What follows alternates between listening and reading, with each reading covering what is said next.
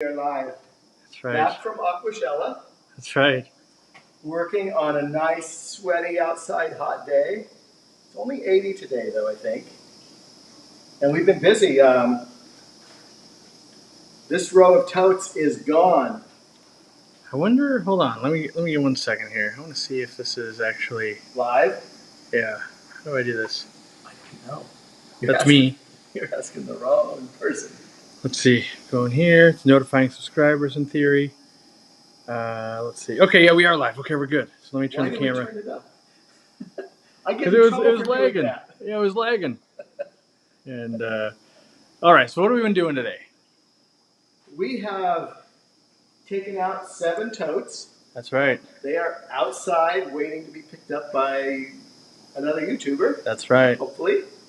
And we uncrated the uncrating of the it's aquarium, Custom aquarium. custom aquarium.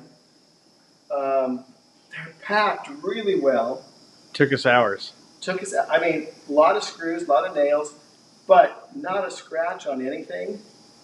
Packed really well. We've got this one set up, ready to basically set up, but we've got to change a little bit of plumbing behind yet. And then this one, we just have to undo the aquarium. We've done the stand already. So I'm really surprised. The cabinets are gorgeous. Far better than what you might expect from the big box stores. Yeah, I mean, it's all Far better. It's all solid really wood. nice.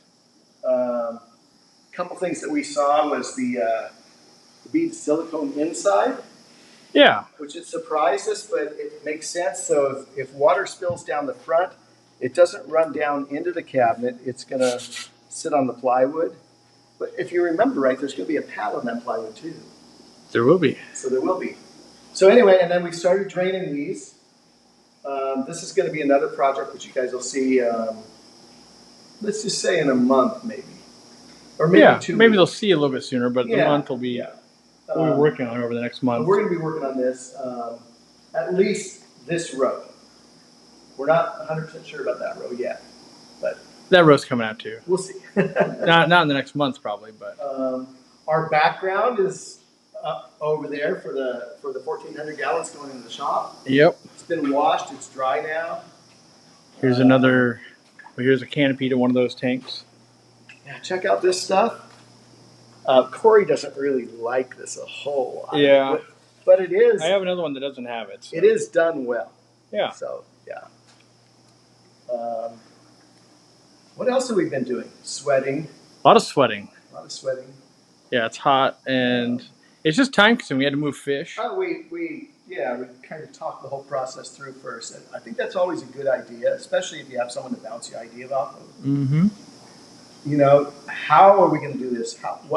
We were measuring out the heights of the tanks that we want to put here. Right. Everything. So basically, we kind of have it in our mind how we're going to do it now, and then we'll probably change it 3 times. So. Yeah. All right. Let's go. You want to sit on the couch? We're gonna need your phone because they changed this app, and I get no chat. Oh. So, for all I know, we've been silent, or people are going nuts, or there's nobody. I can see there's 300 people, so there's at least we know that. I gotta turn the sound off. Okay, so sound's working. Hey, that's a step in the right direction. Sound is working, and you can read this chat because I can't. Right? All right. Well, you sit on the couch. I'll get this set up, Okay. and then.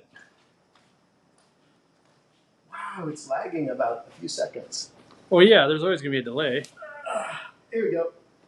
All right, hold on. This couch. We could just sleep on the couch. It's actually not horrible right there. Okay. Nice. You got your drink? I did not get a drink, but we'll just deal. You can get up and get a drink if you need one. All right. So, while I'm looking for questions, what was the most fun part you had at Aquashella? Aquashella. So I've been to other trade type shows, as big or maybe even bigger than that, but not fish related. And I thought it was really cool. I was actually surprised that I thought it was as cool as it was, based on what I'd seen online. Met so many cool people. I don't remember all your names. I'm sorry.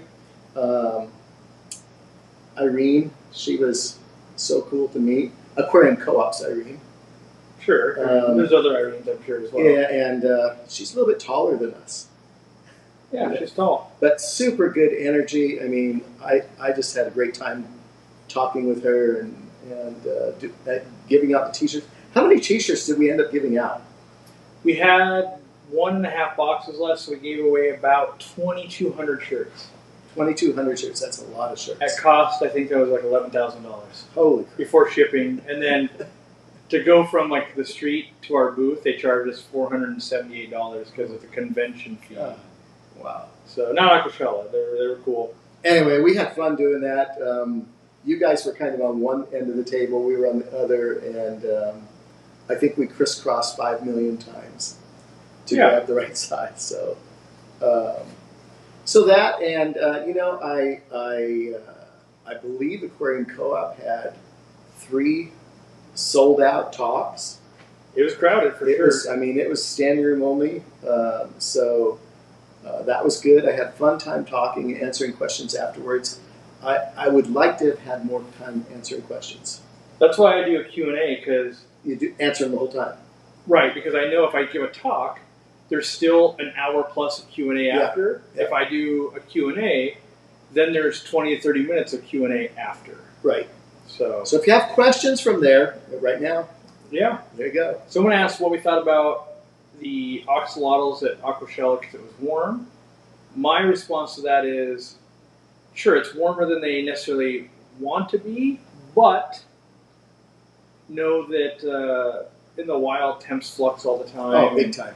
I wouldn't want to see them be that way the whole time, but it also takes a long time for water to heat up and cool down. Right. So, Exactly. like we had the door open in here, it was super hot, and then we have the AC cranked, and we have this, but the water temperature is not changing at all. Right. Now, smaller bodies of water, yes. They also, maybe they're doing all the booths pretty much, which you guys don't see if you're just attending. They're all doing massive water changes every morning. Morning and night. They show up early, the crews start changing water. And it's because they want it to look clearer. They want, they know that not everything's 100% cycled. They know that, ammonia could build up. And so they're doing all of those things. That being said, it was warmer on Saturday than anybody wanted. Oh, big time. It was warm. Yeah, it was warm on Saturday. We just had, there's like 4,000 people in there, and the AC system was struggling. Sunday, fine. It was cool enough. No one was overheating. So it's just that one day, and that, unfortunately, is always going to be the case, I think, with an event is, animals could be like, wow, that wasn't a perfect condition. Right. But you also, like, shows just go to an end if you're like, well, we built it like 100,000 people to show up, and 4,000 did. Right. And, sometimes you get like, well, we thought 3,000 were going to show up, and 4,000 did. And so, it's hard to strike that perfect balance, I think. But I think, truthfully, I don't think the animals were at risk. I think, like Corey said, they were changing water in the morning. They were changing water after the show was closing. I can't speak to during the show because I was so busy. So if they were at distress in like 2 p.m., I wouldn't have known. Yeah. So I can't really speak to that. But I usually hear stuff. Like after the show, I'd be like, oh my gosh, did you see what was going on at Blues, blah, blah, blah. Right. And I didn't hear anything like that. So my guess is it was all right. Yeah. I did get to meet It's Hutch. I didn't get to hang out with him as much as I would have wanted. But that's a guy who's on the forum and in chat a lot. And he was gracious enough to be, because he came and met us when the line was super long, so he kind of scooted along and then only got to kind of wave at him the rest of the time. And it was John that helped us set up. John Oliver. John Oliver, kudos to him for helping out. He was big help. Yeah. Helped us out a lot when we were setting up. And, that was the hot day, so it made a big difference that we weren't all overheated and half dead. So. Have you ever kept pipefish? I have. Pipe? Yeah, like the freshwater pipefish? I have not kept freshwater pipefish, no. I want to. I want to actually breed them.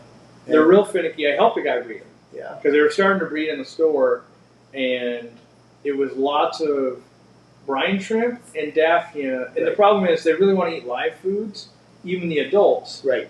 And the babies are very picky, so you have to start like sorting out sizes of daphnia and stuff like that. And it was we were going broke buying basically Daphnia and salt and brine shrimp and trying to sort to get them to eat. And so while it was accomplished, I think we made like 8 babies. We probably spent $800 to do it, So we never found that this is going to be short of having giant ponds making Daphnia and that kind of stuff at the ready. We weren't at that level as a hobby / store kind of attack. Yeah, I have a friend that is breeding them in Arizona, and I believe he's just doing it with brine shrimp. And so far he's been successful with it. Make sure you talk loud enough here. Oh yeah. Quieter. So anyway, you got to talk to the camera, Dean. Okay, so far, yeah, he's been pretty successful with it. And I'm hoping one day maybe grab some babies from him. Someone asked how often I used root tabs on my plants. Probably not as often as I should. I typically am a guy every 3 or 4 months. I just load them up. If I was better at my job, I would take, instead of like, here's 20, I would do, here's 5 or 6 every single month and grid them out and do that. Instead, I just go, it's been a while since I got to this. Okay, let me get to it and actually work on it. I'll say that my favorite use of root tabs is in the pot in the easy planter. I just think it's so cool. I've had a couple root tabs in there, and the roots grow so much, even out the bottom, over the side. So, yeah. Johnny says, our pipefish are breeding. Babies eat baby brine shrimp, no problem. Yeah, raising them to adult size though. Like we were just hatching insane, and you have to have live food for those. A lot of live food. Everyone's got different parameters, I suppose.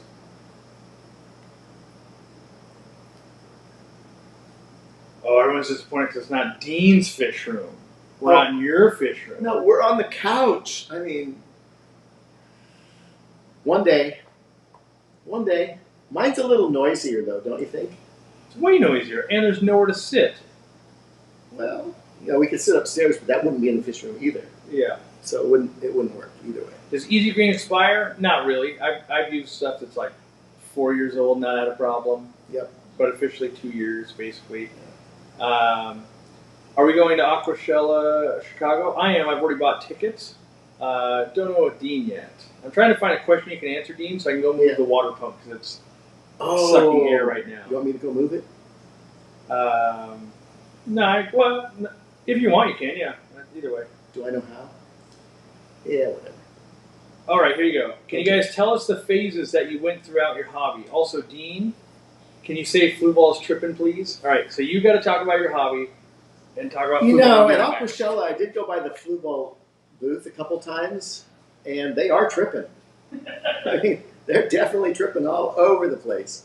But the phases of my hobby, I basically started out as a 7-year-old kid with 4 guppies and a toilet bowl, and then the next day or the next couple days we got a fish bowl, and pretty soon I had a whole bunch of guppies and a 10-gallon tank, and I started.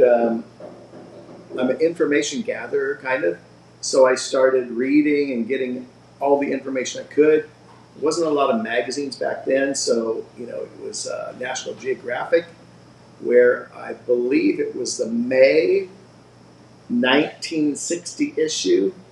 Had discus on the cover. I was fascinated with. They were eating from the sides of the parents, and it was basically all downhill from there until I went to college. In college, I had to go back to 1 tank, which was not easy. I had to give up the discus for a while. And so that was the phase where... What did you go to college for? Well, actually, I started as engineering the first year. Second year, I went into computer stuff. And then the third year, I changed it all to business with, I love the computer languages and stuff. So I did kind of both. All right. Keep going. Sorry. Yeah. So I didn't know college. Okay. Yeah. So after college, it was like, now you're a poor working person. And so I basically had the 1 tank for a while, slowly grew up, and then became my first small fish room in the laundry room. with discus. And I had a very good friend, I call him my mentor, in San Francisco, Dick Dow. He's known throughout the hobby for discus keeping, has written 2 books, and I would converse with him all the time. And so that fish room grew into another one when we built ourselves a house. But you two were in different states at that time, right? Yes. Yeah. Yeah, but he would travel to Seattle. He worked for Boeing at the time, and then I would visit down there every so often. So yeah, so it was kind of a back and forth thing. And then I actually did discus kind of semi-professionally for 15 years straight. You even, some of your pictures and input went into some discus books and stuff, Yes. yeah? Yeah. Okay. Pictures that I know it's don't- kind of a weird situation. I was like, well, I don't know how much I go into that. Yeah, Well, I'll let the you- weird thing is, it's like this was all before the digital revolution. Mm-hmm. So I don't have copies of those, never will, unless I take them out of the books.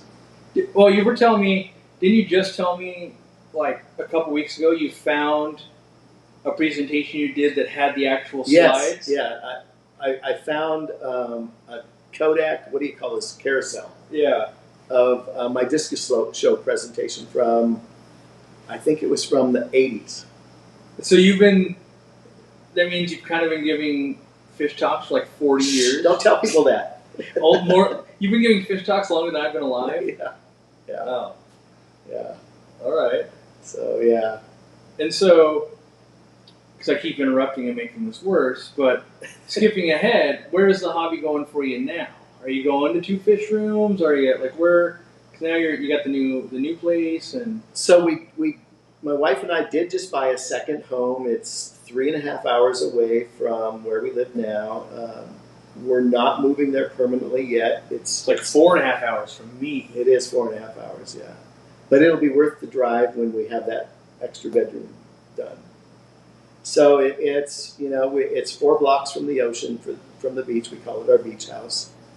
And it's kind of in an area of Oregon where we've always wanted to retire at some point in the future. You're setting up your fish store there, right? No. I'm just starting rumors then. No. So there is room there to make a fish room in the garage. Do I want to make another fish room right now? No. I almost want to close my fish room down for a while, but I can't. Once you do that, you have to remove fish room from your name. You're just Dean. I know, It's that's not Dean's Fish Room anymore. yeah. And the thing is, the problem is, I can't close it down because I'm a breeder, and there's fish that I've bred for generations. There's fish that have been growing out for years that are Right. just starting to get to breeding age. Right. It's maybe you got to do what I did to you: unload all the fish back onto me while you move it. Yeah, that ain't gonna work though because we're working on yours also. Yeah. So, and but I could, for lack of better words, cut the fat out, the stuff that doesn't need to be there. Like the black rams and Yeah, the puffers, I could even give up on the festivals, and maybe just put the discus in growing mode. So it could be done. do you have any duckweed at your house? Yeah, Ponds? yeah, only in one. It's a patch about this. When I left for Aquashella, there was only about this much. You should have gotten rid of it then. I know. One spoonful. I just wanted to see how big it could get and how fast. He likes to make the problem bigger. Yeah. Let's see. Someone asked, do you feed any other live foods except for baby brine? Of course. What are they? I feed paramecium occasionally, and I feed vinegar eels occasionally. I'm not a big fan of microworms. In my opinion, I've had issues with them. So, Quit eating them. yeah, exactly. And they stink. Yes. I mean, the culture always dies and stinks, no matter what you do. At some point, you're going to open the top of the thing and you go, oh my God, I'm going to die. So vinegar eels don't do that. Occasionally vinegar eels will get mold on top, but you can just scoop it off and everything underneath is fine. We got gifted subs from Fish Tank Barn, Aubrey, and Candy. It's my goal to see if Candy can just give the whole paycheck back each month. Candy? That's right. Hey, Candy, how are you today? Let's see here. I'm too scrolled up. That's where. Oh, you're way scrolled up. Mm-hmm. How's your fly river turtle doing? He's doing good. Is he still lumpy? He is. He has a little lump on the shell. I'm not sure what that was caused from. Maybe it was during shipping. He had a little owie there or something. It almost looks a little bit like scar tissue. Head is getting smoother. He's about the same size as yours. And I think he's going to need a bigger tank pretty soon. Someone asked, will I eventually publish the root tab ingredients? They're on the website. It's basically dirt, some clay, a few other elements, but it should be on there. It's on the package too. All right, here's the question of the minute. Oh no. Can I get away? This already sounds like a Dean question because you're trying to get away with something. Sounds like me. All right.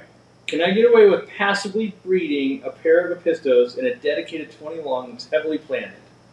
Shout out to Dean for the apisto breeding video. Yeah, why not? I mean, you didn't mention any other fish in the tank with them. So I will tell you that Corys will scarf up baby apistos because they normally keep them on the bottom at first. Also, most of the medium to larger tetras will also scarf down the babies. But if it's heavily planted, some will survive. Yeah. So if you're passively breeding them, yeah, you could do it. No problem at all. I passively bred them in a 10. Yeah, it wasn't cranking them out, but No. I started with 2, and by the time I tore it down, it's like, oh, I have 13. Right. You eventually run into, in a 10, there's not a lot of hidey holes when you've got adults in every corner. And you also got to remember that apistos typically don't have, spawns like angels where you got 400 or 500. You might be going from 50 to 20.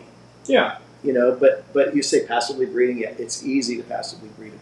And it's also very cool to watch. I mean, I've done that so many times. Right now, there's gravel in a couple of my tanks, and I've watched a pair of German blue rams raise fry 3 or 4 times now. And they're doing the pit to the point where you could move them and then raise them up, or just say ate them. No, to the point where they were a week old when I left for Aquashella, and they got hungry when I was gone. But I did just pull some out yesterday. So, but some rams, some pairs will lay on river rock, or a lot of people use the little saucers. This pair is the ones that make the small divots. So my gravel, or let's call it sand, looks like lunar. There's pits everywhere. And you know where they spawn? No. Okay, let me tell you the things that are in the tank. There's a couple flat river rocks. There's a couple saucers. There's what do you call those? The shells, the wood shells, things that you guys sell. The coconut shells. Okay, yeah, wood shells. There's some small coconut shells in there, and there's a nubius and an easy planter. Now, where do you think they spawn? I hope, I pray it's the easy planter. They do. Yes. So there's one side of it that has this little concave area. Every time they spawn in it, and then they will move the fry to one of their pits, and then they will move it back to that after they reclean that area. So I just figured it was made for that. I mean, you guys had to have decided. I mean, I'm sure I tested for breeding rams on that for a while. Yeah. You had to have. There's no accidents. Yeah. Does your fly river turtle have a name yet? No. I'm thinking we should have a naming contest or something like that someday. Someday. Yeah. Yeah, I'm weird about naming pets other than 4-legged ones. All right. And sometimes I don't even know if those should have a name.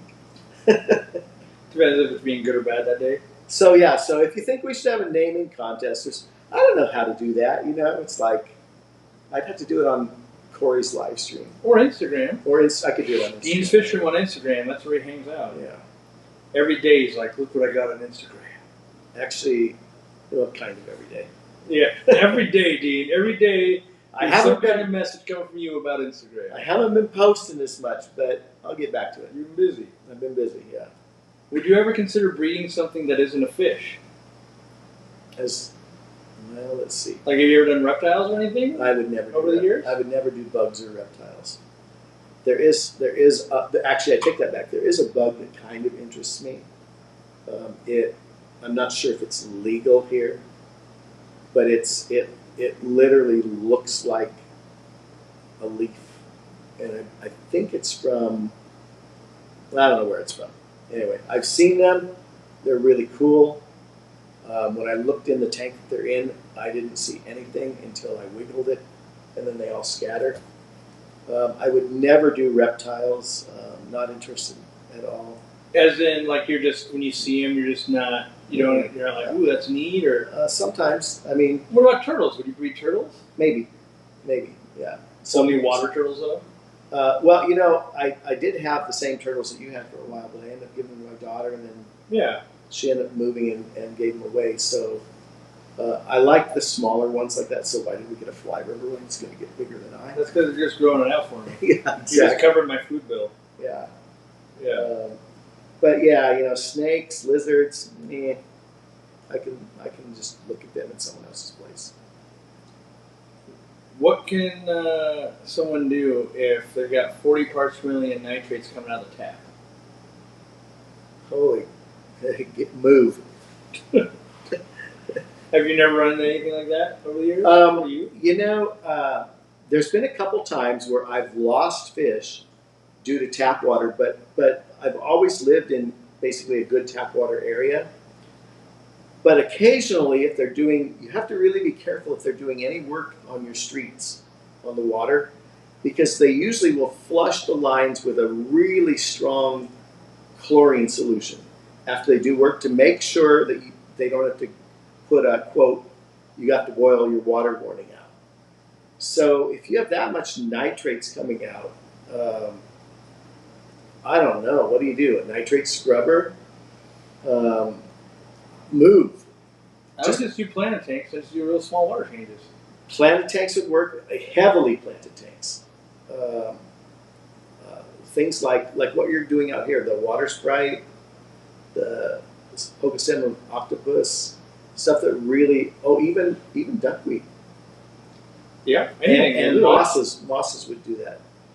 But yeah, that's one of the things I always do before I buy. In fact, I did that before we bought the ocean house. When I was house shopping for this place, I literally brought my test strips, and I was testing out of the tap, and the realtor was like, "What are you doing?" I'm like, "There's only two things I care about: the water and the level of internet I can get here, so I could do my job." Right. And they'd be like, "Ah, it says it has internet." No. I said all of the internet. I need like a lot of internet. Right. You know, so they'd have to dig and dig and dig and dig and dig, and then find out it didn't have very good internet, and then I'd have to dig more.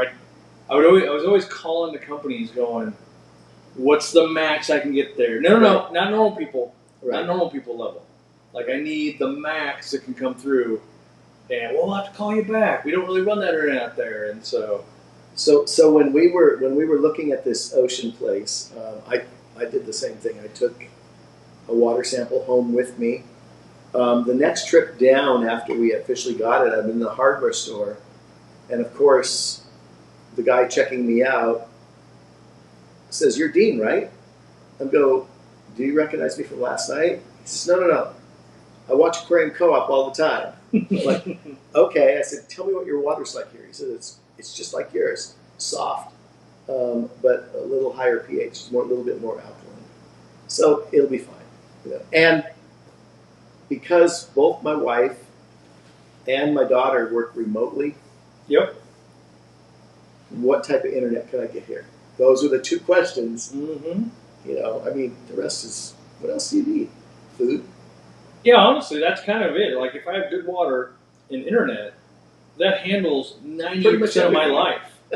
Like, okay, yeah, I mean, I have to eat, sleep, and shower, and keep fish, and put it on the internet. That's kind of my life. Right. So, Well, except for the sleeping and the showering, you don't want to put that on the internet.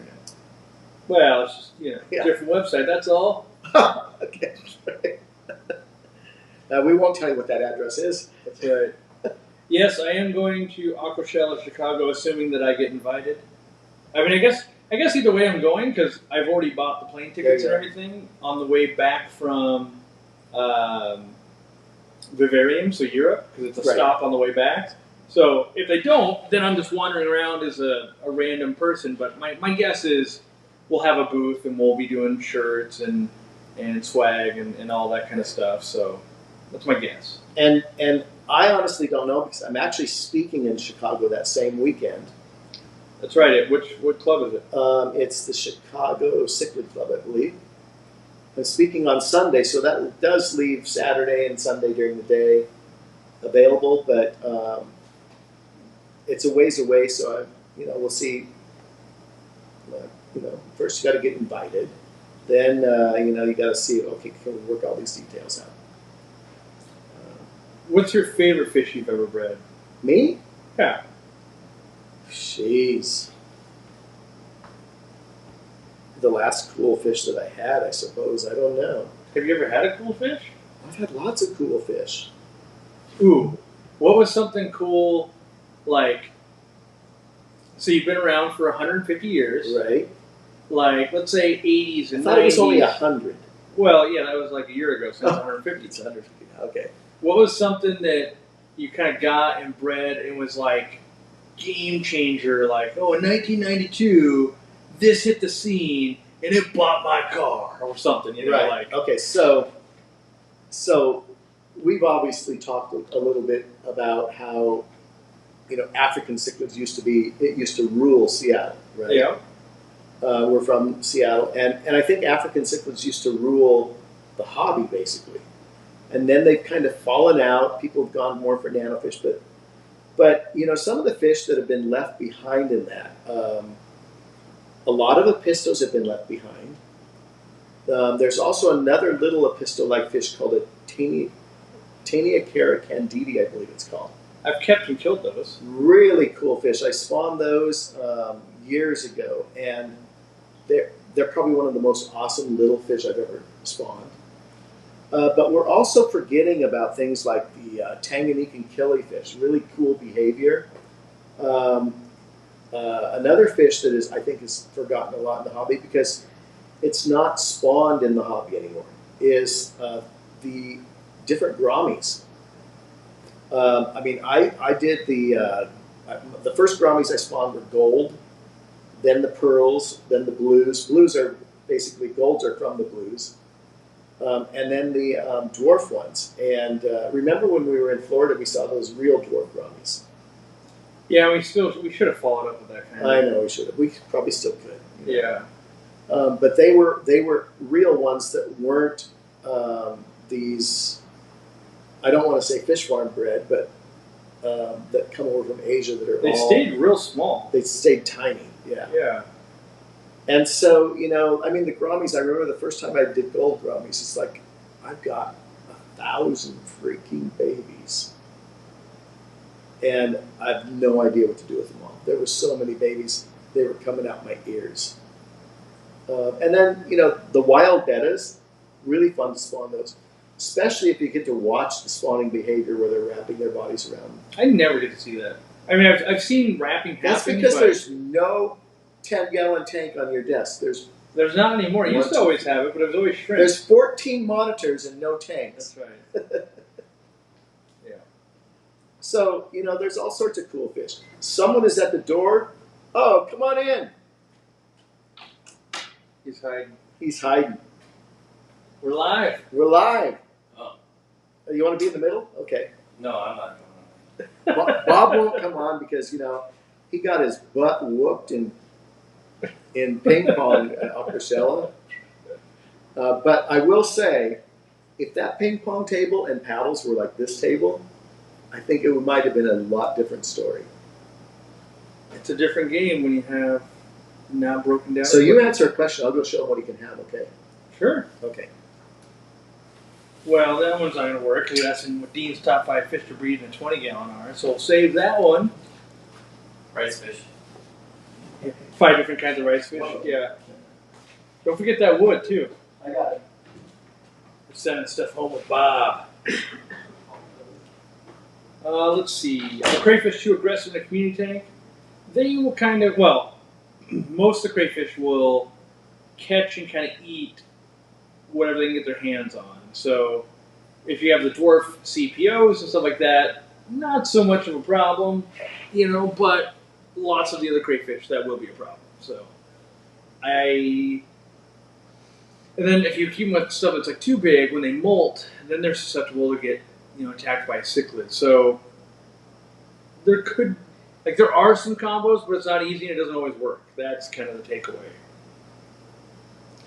Amazon puppers with Exodon tetras. I don't know. I've never tried that combo. I feel like you're going to run into where the Exodons are just dominating bloodworms and that kind of stuff, even if they weren't picking on the fish. And so I feel like both those are showpiece fish, and they should just be 2 different tanks instead of trying to have 2 kind of showpieces in one tank, fighting for attention and food and dominance and all of that. Let's see. What's my favorite library right now? Today, my favorite was I was netting out duckweed and stuff as we were draining water, which we still are, and the golden least killifish, or Hederaena formosa, kind of a rare form. I think I'm going to set up one of the tanks that we're getting ready with those. So, yeah, I know what I can do. While we're waiting on Dean for questions, I can take you guys on a tour. That's why I did this camera, because we can do this. So we can go see Ladybird and all the neon tetras hanging out at the top. So you can see the big school of them. And Ladybird's still chomping on some shells. Try Ladybird. We can take a look at Elmer. But yeah, it looks different in here. It's slowly but surely we're going to be changing it. Just, you know, trying new stuff, having fun. Yeah, there's Elmer. Hanging out with the fake plants. And then you guys saw the thumbnail, which was these Cupido cichlids. They're just starting to really kind of color up and look good. These are all the platies, Sunset Variatus. Do I have anything else kind of crazy going on? Let's see. Just lots of plants. Lots of fish. This is the Hederaena formosa tank. You can see I took a lot of the duckweed out, but you know, it's still too hard to see the fish on camera. So that's as exciting as that gets. We were putting some stuff underneath the benches over there. You can see over here some of the tanks. All the tanks should be the same height. And we've only got these 2, right? So got to decide. I kind of want to do a turtle tank and maybe something else over there. We've got special plans for these rows that I can't talk about yet. Yeah. Got some white rice fish.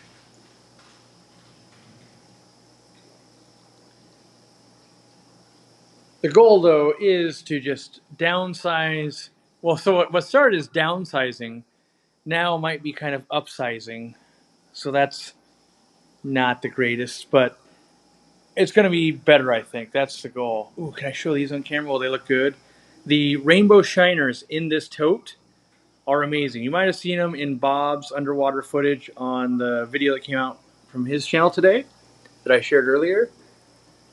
I don't know if you can see those purples and pinks, but man, they are crazy good. I want to get those in a tank because they look good. What else do we got going on? Fish keep condensing because we're tearing down those rows. Got decor. Some of this will probably go in the new tank at the store. I've got eggs. These guys keep kicking the eggs out. I should remove them. These are super red longfin bristlenose. If I can get a better angle there. There's the egg. So if you ever wondered what eggs look like for bristlenose, there you go. But they keep hatching out and raising up and doing their thing. Got the frogs. They ate today, so they're all well fed and bloated. Just like me. That's actually not true. We're going to go get some food at some point. I pay Dean in food, basically. We hang out, and then at the end we go, yeah, all right, we better eat. You can see some immersed grown plants. I can show you guys that a little bit. Well, I mean, there's lots of immersed plants, as you're seeing, but specifically, some of these stem plants is what I want to show you guys. So these are Corvus oscens plants while he's moving, and you can see that while floating, they'll just start getting sprouts and grow up towards the light. So a lot of stem plants will do that in nature, and you know, you get these, they kind of start looking really good when they do that. So you don't always have to plant. Some nice red shrimp right there. These are some nice copper green platies. They're waiting for the auto feeder to fire. You see how they're right underneath the auto feeder? They're going, hey, it's about feeding time. Dean's, are you back? Are you done? I'm back. The question is, Bob's going to take 2 trips. Yeah, I think so. Do we want to try to lift that tank over today? Or do we want to do the plumbing? We're going to have to move it. I feel like we do need to plumb it. I think we should plumb it. Yeah, so Okay. we can't move the tank today. We have to, the drain over there hasn't been reset since we cut everything out. Right. And so the tank from Custom Aquarium is like 1/2 inch thick glass, super heavy. You know, I don't want to blow Dean's shoulder out, so. It's built. Yeah, so. Yeah, all right, let's go back for questions then if you're back in the hot seat. Okay. We're not going that much longer because I do want to eat something today. Well, we had a food bar a couple hours ago. It's true. We get back in the position.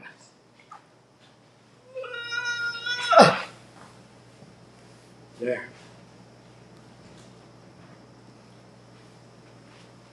You good? All right, what's your top 5 fish for 20 breeder? Oh, are we still on that question? Are you gonna move that tank today? No, not moving the tank tonight because we got to redo the plumbing first. So yeah, Okay. we'll fit it in a week or 2 or something. I don't know. Well, the other ones I'll get till after dark. Okay, we'll see you later, man. Are we keeping all of these 5 fish at the same time in the same tank? No, I think it's 5 different things Okay. that would are good choices for the 20. Live bears, guppies, platies. That's cool. Always works. I love the smaller cories like the habrosus. Not always easy to get. Sometimes I think those might be seasonal. They're in the hobby and then they're gone for a while and then they're back. So when they're in, if you like them, grab a dozen. They're not hugely expensive, but they got to be one of my favorite little cories. How many of that's 3, right? Apistos work great in a 20, especially a 20 long. Rams also work really good, but we're only talking maybe a pair of apistos or a pair of rams. Don't overload it. If it's a 20 high, you could do some angelfish, no more than 5, and when they get bigger, you might have to thin that out to a pair. And have I named 5 fish yet? There's lots of fish you could do in a 20. 20 is a good sized tank. Barbs you could do. I mean, I used to breed barbs in 20 highs all the time with egg crate and marbles on the bottom. We should do a video on that one of these days. We've been saying that for years. I know, but we've never. To do an egg scatterer. Yeah, and we've never. It should be barbs, I think, because they're popular. Well, maybe we'll do that in one of our upcoming one tank at a time things. We could do it at my place. Yeah, one tank at your house. Yeah, we could do it. Yeah. Yeah. We'll just take one. Mine I want to look good. Yeah, It doesn't look good. But for breeding, we don't care if it looks good. All we want to do is, this is the setup, and get some footage of them breeding, and then raising the fry. Someone's having some problems with, they're getting different results from API, liquid test kit, and our test strips. I've always got the same song and dance that our test strips are calibrated to scientific grade testing solutions. Right. And whenever we've bought them back from a customer and bring them back, they work fine for us, that kind of stuff. I think the difference could be what's in people's water. It could be whether you're putting in different chemicals or whether the company is, because we haven't been able to replicate the results. I will say this about water testing and the water company and stuff. We actually have one of the states buying 50 bottles at a time from us now. So they're at least reliable enough for their techs out doing stuff.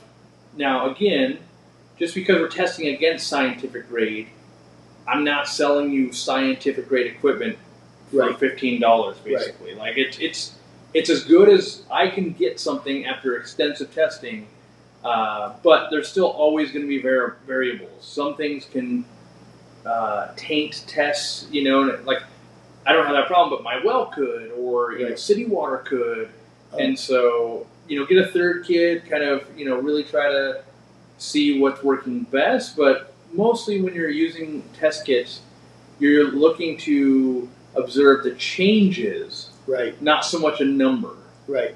Right, and so it's not like I need it to be this number. It's like, okay, well, if you test it this week and it's this number, and you test it next week and it's another number, now you know that there's been a change with the same kit. Well, even things like Prime or most of your dechlorinators like Prime will affect your tests for, I think it's like 24 or 36 hours after it's used. So when you're testing also affects it. And, you know, in reality, I mean, we can say, okay, this one's better than this one and this one and this one. You're comparing your water to your water. You're not comparing your water to my water. That's a very good thing that I don't think I've ever articulated very well. You're exactly right. You're not comparing it to a book. You're not comparing it to someone else, the breeder, blah, blah, blah. Right. Yeah. So is it showing more acidic? Is it showing more ammonia? Whatever. You're comparing it to the water that's already in the tank that you've tested before. So, you know, if the fish are stressed out, obviously something's wrong. Hopefully the test kit will show you that there's something a little out That's of that. how I found out, or, you know, I guess I was with Bob. That's how I found out the platies weren't doing well, because my pH out of the tap was lower this summer than last summer. Right. Don't know why yet, but same kit. So, And I know that I used that same kit last summer, and so it's, you know, I use it to reinforce what my eyes see. I will say that I have used a lot of the API chemicals. They do go out of date. Read your expiration date, but it is so much easier dipping the test strip, and I can compare two tanks just like in what? Yeah, I just 30 don't- seconds. It's not like a liquid kit. Yeah, I'm the type of person, if I buy a liquid kit, by the time it expires, I used it 4 times. and that's the problem. That's exactly because the I'm like, I don't want to do that. Where test strips, all will use an insane amount, because it's like I can test 20 tanks in 5 minutes, right. versus it takes 20 minutes to do 1 tank for me. I mean, usually, like in my fish room, I have no problem moving fish from tank to tank. I just do it. But with the test strips, I can always just go, yeah, these are close enough, done. I think there's a decent question for you. Kind of a 2-part thing, but I'll do it one at a time. What are some materials you think are good to have around for DIY stuff? Like, Well, that's easy. I realize your whole house is like Don't 7 hardware stores, but like, what are the first things? PVC pipe and fittings, Yeah. and fittings and fittings and fittings. Because the last thing you want to do on a Sunday night when you're DIYing is not have the fitting that you want. And that has probably happened to me more times in the hobby than anything, is not have the right fitting when I want the fitting. and then you try to Mickey Mouse something together. And it looks like Mickey Mouse did it when you're done, even though it works. So PVC pipe fittings, same thing with PVC glue. Got to have those things. I gotta move the pump. You keep talking. Silicone, GE Silicone 1, I always have some of that around. Make sure it's not expired. I learned this about a year ago by using an expired, 2 tubes of expired GE Silicone, and they don't cure, and it is a royal mess to clean if you have to clean it. It's a lot of acetone.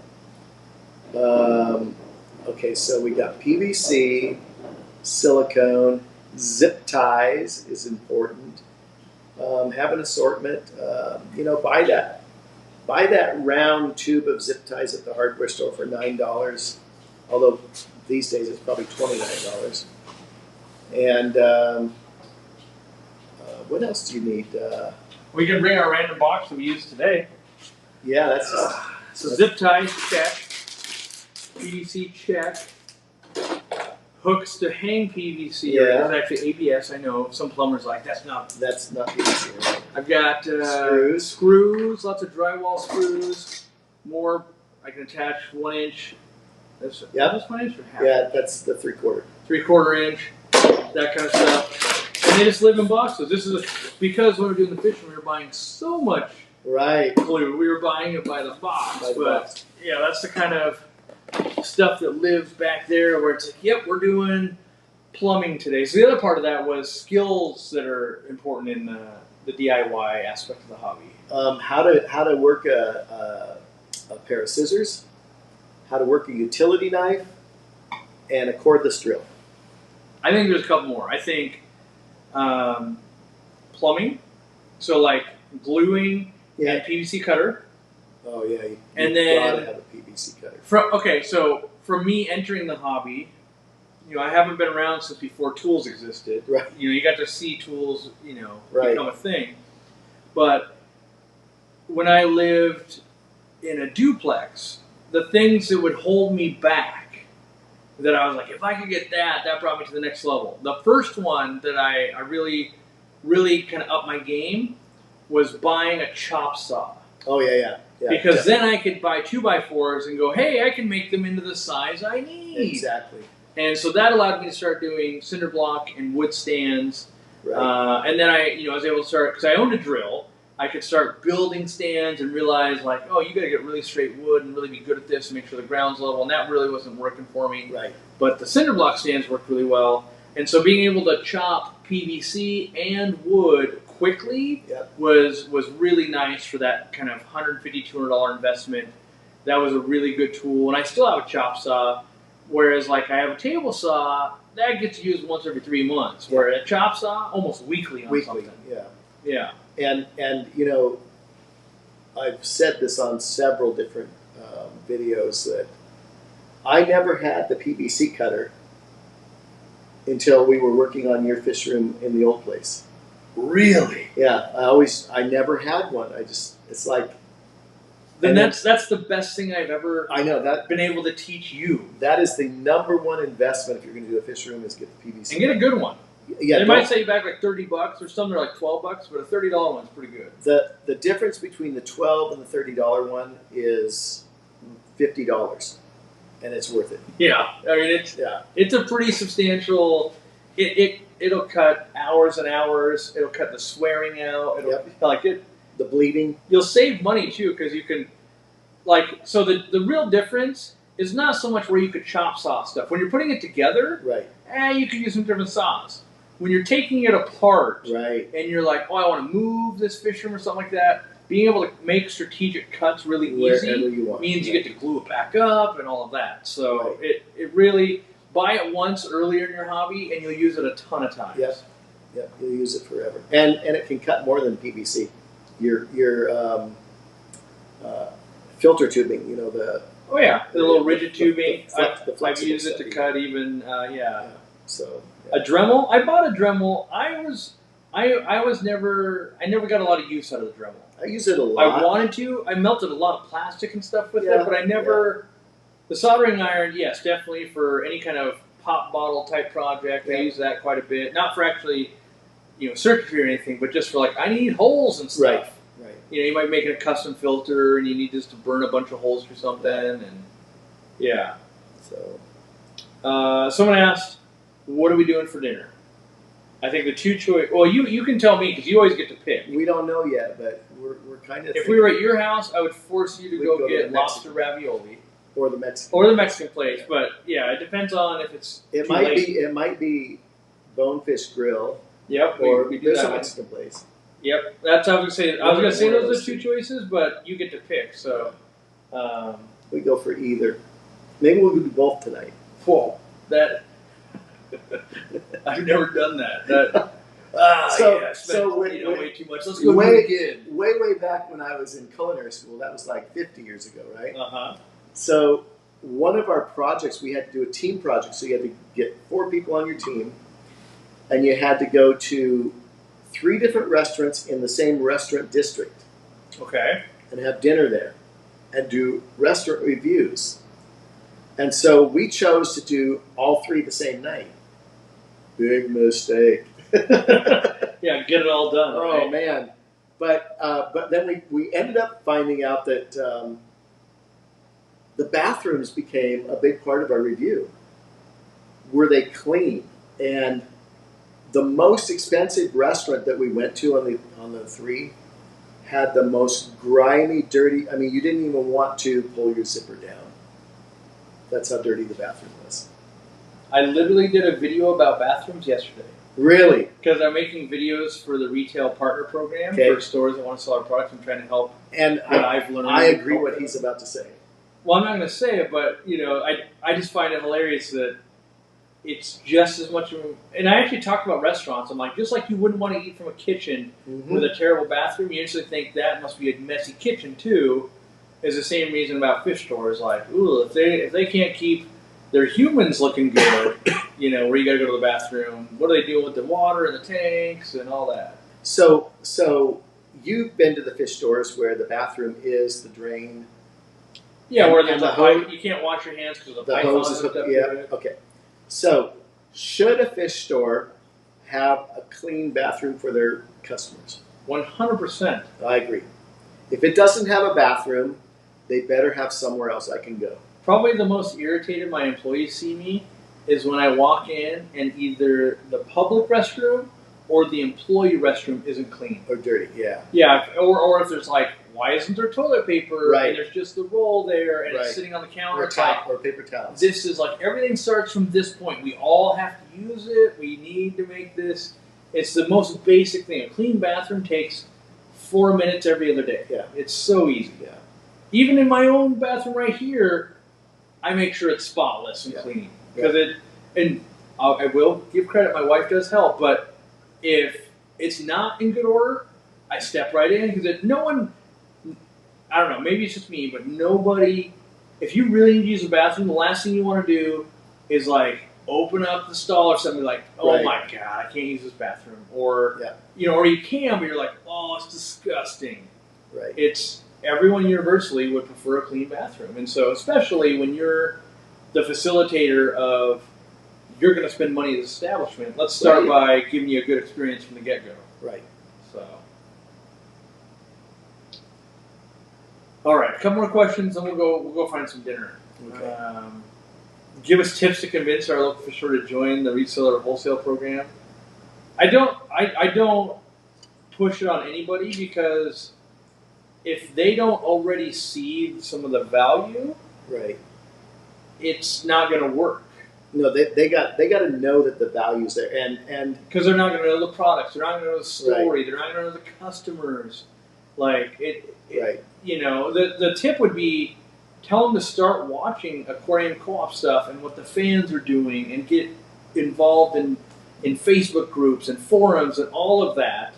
That's the way to convince them the right way. Because me just going, you're going to make $1 million, if they don't understand like the care that goes into the products, the way we Right. make them, the warranties afterwards, how you need to treat the customer, how all of these things, it's not going to work. Right. We're going to end up cutting them right back off going, what do you mean you told them that take it up with the company, or something like that? Like, that ain't what we do. That's not it at all. So, Bidet or no way? Please. I got a bidet over there. That's the only reason Bob comes over. He's like, oh, I'd use a bathroom. It's on the other channel. I did. Once I started traveling in Europe? China, basically, China, yeah. I was like, there's bidets everywhere, Yeah. and they're kind of awesome. And then basically anytime I put in a toilet, I put in one with a bidet. So here we had to replace it, and then the house that we bought already had one in the master Right. bath. Right. My secondary bath, we didn't have to replace the toilet, so it doesn't have one. Okay. But if I have to replace them at the the retail store or something like that, I would. I don't know if I would do it in public. Because I have a feeling like people, A lot of people would don't play do with it or just, Yeah. I don't know, complain or You something. get a kid in there and they're like, uh-oh, what did I do? Yeah. You know, Squirt someone in the eye or something. right. So, let's see. Shop there and carry your purchases home in your Rad Aquarium Co-op tote. That's right, you can buy the totes if you're a member. The tote is super cool. I took it to Aquashella. Could have sold it there like that. Oh yeah, yeah. People were like, "Do you have these?" Like, I have one. One thing that we haven't I haven't tested completely. You guys might have, is if I can just pour a gallon of water in there and put my fish in there. And I have not. I will test that, and I will report back. Yeah, I haven't done that because I feel like We don't know. there's going to be residual stuff or something. Yeah. I don't know. It seems I'm not like. Look at this. You thought it was a tote bag. Turns out it's an aquarium. Maybe you got to breed barbs in Oh, it. that would be sweet, wouldn't There it? you go. Breed a fish in it. I like that. Yeah. Let's see. Very excited about pink flamingo crypts coming my way. Glad I checked the co-op.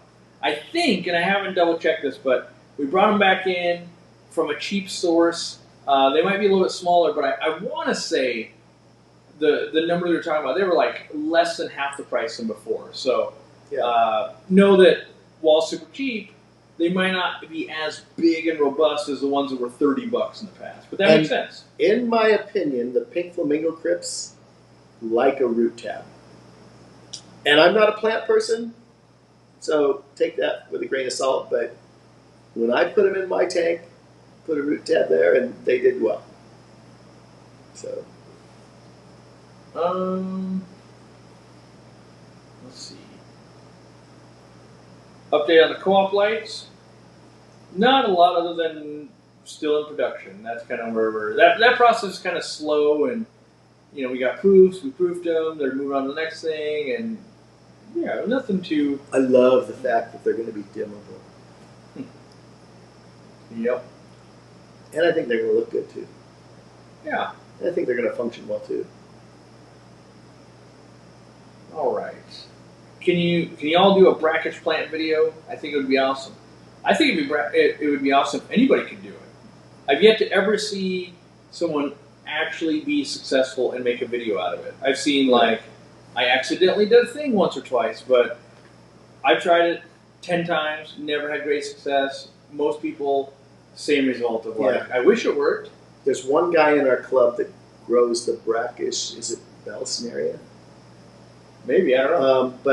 But I mean, he just must have the perfect thing because I've tried it, doesn't work. But for him, it's working great, so it can be done. So there's an easy CO2 kit out there. There will be the easy CO2 regulator coming out when the next container comes. Right, and I've been using that regulator for. God, we've been testing that for about a year.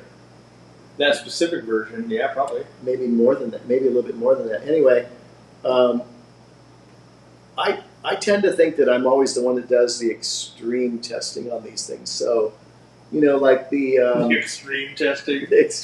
So the little I like to jump off the roof with the it. USB air pump. I left it outside for over winter, 2 years. I've done that. Yeah, but you haven't said you've done that.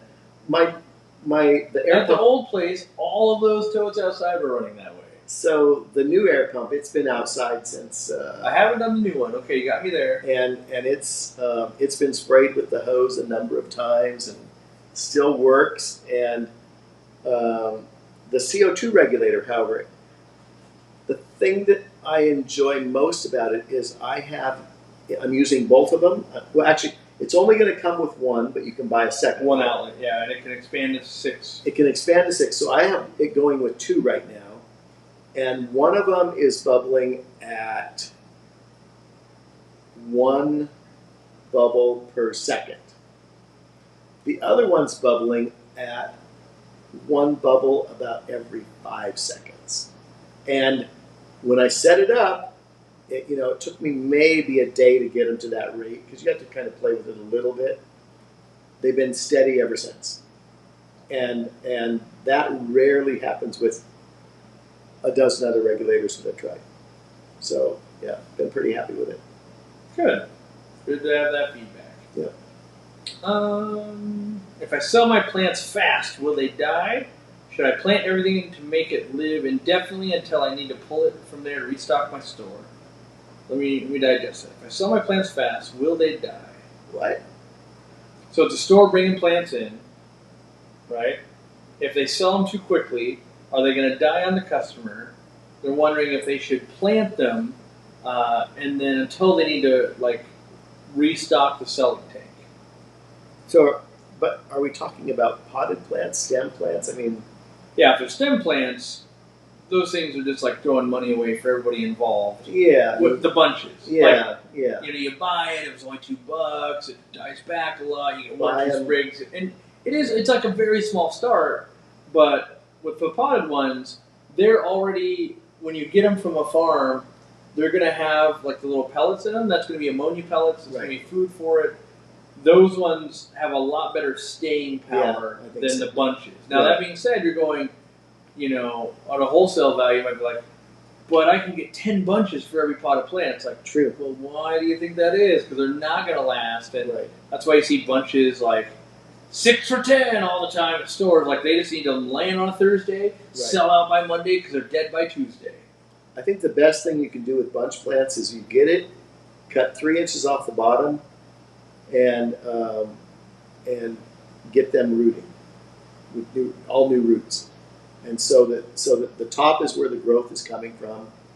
Bunch plants typically need higher light also, or more light, more duration, whatever you call that. Yeah. Do I sound like a plant guy now? Do I? We're getting spammed by bots, so we'll probably call it here. But that's another reason why we do member chats, is they can't even get past that. Right. Those dang fun ruiners. True. All right. This is going to be the last question. Okay. Zebra plecos, how big do they need to be before they start accepting general prepared foods? Okay. So in the hobby, there's a lot of people that say, oh, you're going to feed your zebra pleco babies frozen bloodworms, and they're going to choke and die. Right? Maybe, yeah, I don't know. I haven't really did that, but sure. You can chop those bloodworms up, and will they choke? Maybe, maybe not. I mean, I usually chew them for them. And I just Exactly. bring it straight to them. So, in my experience, I raised 3 groups of young zebra plecos to adults. And then I raised 1 small spawn to about 1.25 inches. And I never chopped my bloodworms. I fed them just like I would any other pleco. Didn't worry about it. Did any of them die from choking? I don't think so. They died from a heater malfunctioning. Every time. So every time, right, exactly. So, you can listen to what 500 other people say that they're going to choke on that, or you can do what you want to do. I mean, if you're worried about that, chop them up. I have a little plastic cutting board in my fish room and a cheap knife where I can just chop any food up I want, whether it's dry or frozen. I did not find the zebra plecos ended up taking any dry food ever. Ever. Never got them to eat any dry food. Wow. Okay. Or at least not that I actually saw them eat. So it was always, for me, it was always frozen or some form of frozen food. And the fry did graze on zucchini occasionally. All right. So, but they do like wood in their tanks too. Yeah. Yeah, I think that's Yeah. a little bit of fiber, stuff to gnaw. Yeah. Yeah. Yeah. All right. Every time people bring up plecos, it makes me think of those ones that we had in our hands that didn't make the trip. Yeah, the golds. Yeah. Yeah.